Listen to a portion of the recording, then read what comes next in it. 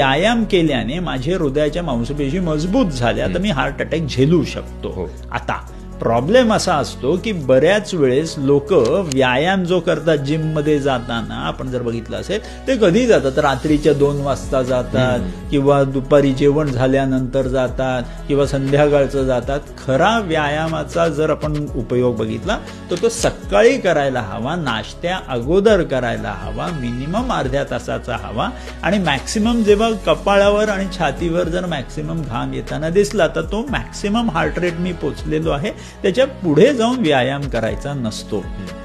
So व्यायामाचे काही guidelines आहेत जे आयुर्वेदामध्ये ॲज वेल एज सगळ्या शास्त्रांमध्ये दिलेले आहेत। त्या गाईडलाईन्सना जर फॉलो केलं तर व्यायाम करताना हे असे इन्सिडेन्सेस गायब होऊ शकतील। बऱ्याच वेळेस आपण या सगळ्या रूल्स आणि रेग्युलेशन्सना बाजूला ठेवतो आणि कसाही अडमतडम व्यायाम करतो, तो प्रॉब्लेम होऊ शकतो।